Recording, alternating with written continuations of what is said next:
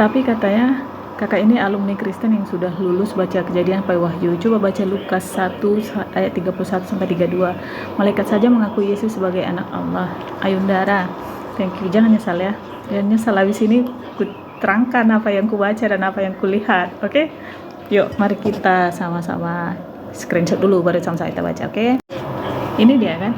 Ia akan menjadi besar dan akan disebut anak Allah yang maha tinggi, dan Tuhan Allah akan mengaruniakan kepadanya tahta Daud bapa leluhurnya, dan ia akan menjadi raja atas kaum keturunan Yakub sampai selama-lamanya, dan kerajaannya tidak akan berkesudahan. Itu yang dituliskan oleh Lukas.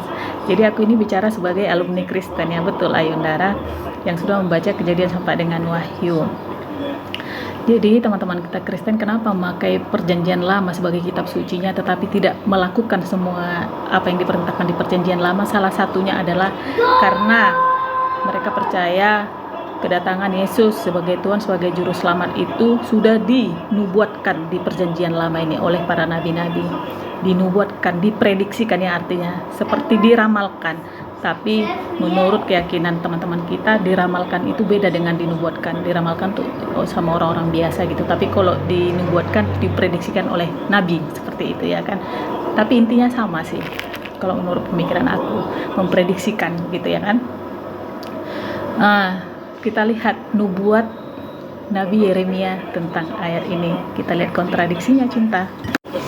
Yuklah, apa kata Nabi Yeremia di sini? Sebab itu beginilah firman Tuhan tentang Yoyakim raja Yehuda. Ia tidak akan mempunyai keturunan yang akan duduk di atas tahta Daud, dan mayatnya akan tercampak sehingga kena panas di waktu siang dan kena dingin di waktu malam. Itu sudah kita baca ya sama-sama nubuat Nabi Yeremia tentang tahta Daud ini. Ini nubuatan Yeremianya yang gagal atau Lukasnya yang salah tulis atau gimana? Aku nggak mau tahu ya kan. Yang penting ketika sudah kontradiksi, aku keluar aja gitu.